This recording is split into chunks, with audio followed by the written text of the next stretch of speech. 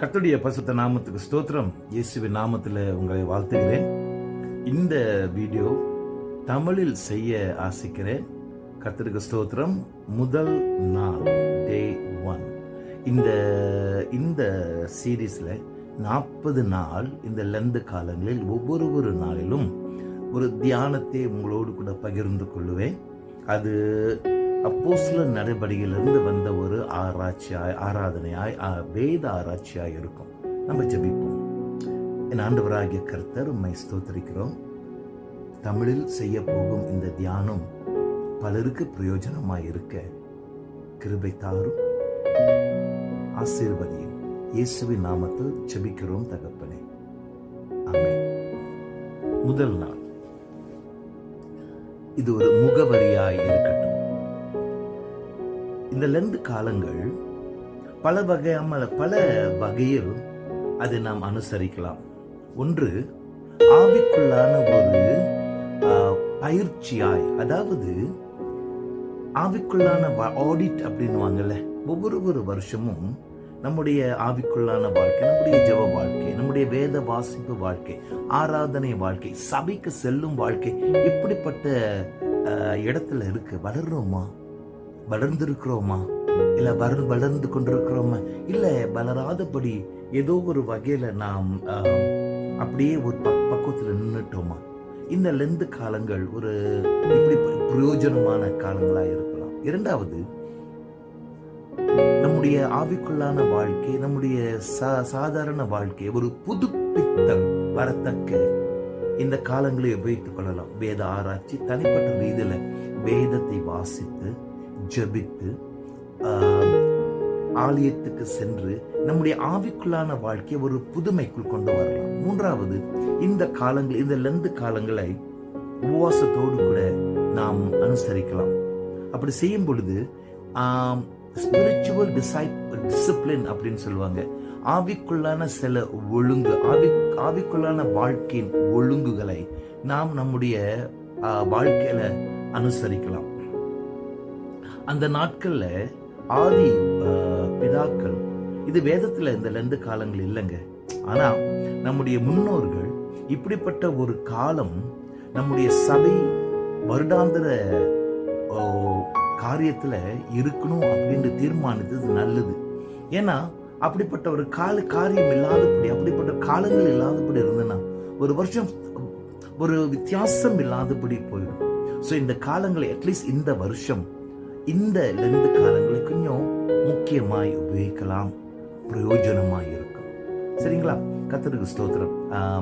17ஆம் நூற்றாண்டுல Vuitton university என்ற இடத்துல, ஒரு யூனிவர்சிட்டியில பல மாணவர்கள் முழு நேர ஊழியத்துக்கு ஒப்பு கொடுத்திருந்தார்.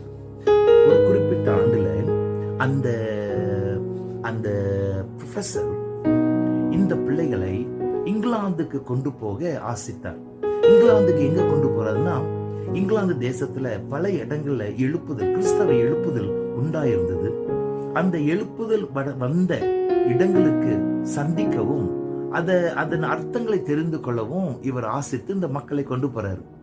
அவர்கள் போன இடங்கள்ல அது முக்கியமான ஒரு இடம், ஜான் வெஸ்லி வளர்ந்தல வசித்த ஒரு வீடு. இன்றைக்கு அது ஒரு மெத்தடிஸ்ட் மியூசியம் என்று சொல்லுவார்கள். ஆனால் அந்த இடத்துல தான் ஜான் வெஸ்லி தங்கியிருந்தார். அந்த வீட்டுக்கு சென்ற நேரத்தில் பல இடங்கள் எல்லாத்தையும் காட்டிவிட்டு ஒரு முக்கியமான அவருடைய படுக்கை அறைக்கு கொண்டு போயிட்டு அந்த பேராசிரியர் சொன்னாரு, படுக்கைக்கு பக்கத்துல அந்த கார்பெட்ல 2 இடங்கள்ல ஒரு குழி இருந்ததாம். பேராசிரியர் சொன்னாரு, இந்த குழியின் மேலதான் ஜான் வெஸ்லி முட்டிக்கால் போட்டு பல மணி நேரம் இங்கிலாந்து தேசத்துல எழுப்புதல் வர வேண்டும் என்று கண்ணீரோடு கூட ஜெபித்தார்.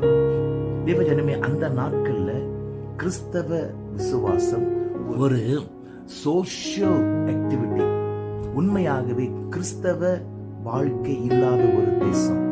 ஜான் வெஸ்லி இந்த தேசத்துல இப்படிப்பட்ட ஒரு எழுப்புதல் வர வேண்டும் என்று ரொம்ப ரொம்ப ஊக்கமாய் மணிக்கணக்காய் ஜெபித்தார். இந்த வீடெல்லாம் சுற்றி பார்த்துட்டு பஸ்ஸை மறுபடியும் ஏறிட்டாங்க. ஏறிட்டு ஏற நேரத்தில் அந்த பேராசிரியர் எல்லாரும் என்றார், வந்தவங்க எல்லாம் இறங்கினவங்க எல்லாம் இருக்காங்களான்ட்டு பார்த்தா ஒருத்தன் குறைஞ்சிறான், ஒருத்தன் இல்லை. ஸோ மறுபடியும் இவர் இந்த வீட்டுக்கு போயிட்டு தேட ஆரம்பிக்கிறார், கூப்பிட ஆரம்பிக்கிறார். சடீர்னுட்டு ஒரு யாரோ பேசுற சத்தம் அவர் கேட்குது.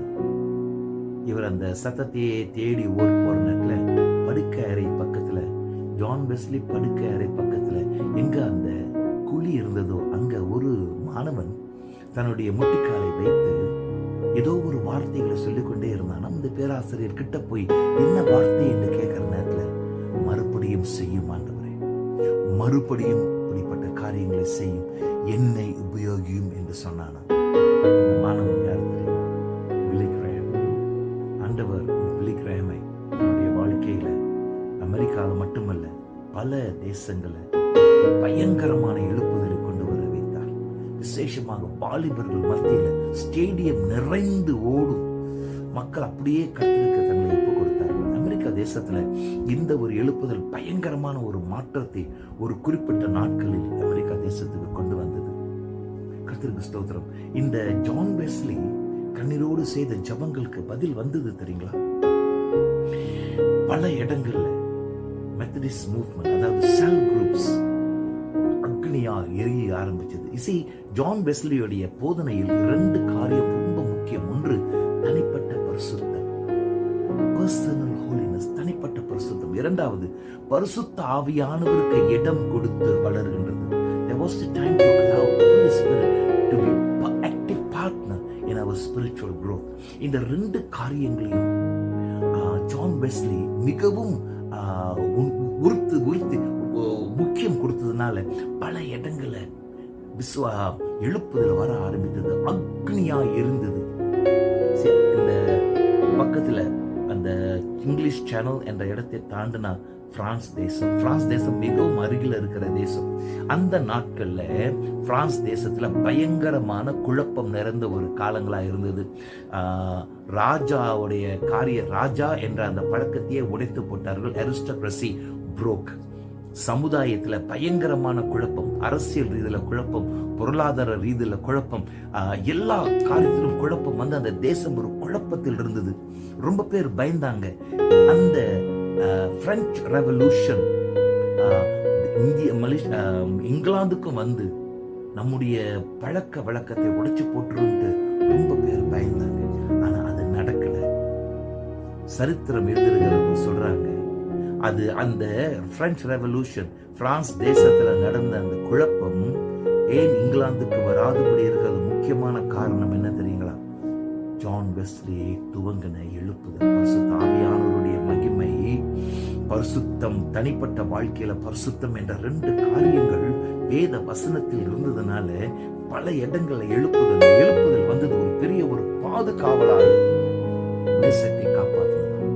தேவஜனமே, இந்த லெந்து காலங்கள்ல நீ முக்கியமாக வேத வாசிப்பையும் ஜெபத்தையும் ஆராதனையும் வைத்துக் கொண்டால் உன் மூலமாக உனக்கு ஒரு எழுப்புதல், உன்னுடைய குடும்பத்துக்கு ஒரு எழுப்புதல், உன்னுடைய சபைக்கு ஒரு எழுப்புதல், அது மட்டுமல்ல சபையாய் தேசத்துக்கு அருமையான ஒரு பாதிப்பை உண்டு பண்ணும் ஒரு எழுப்புதலை நீயும் நானும் கொண்டு வரலாம்.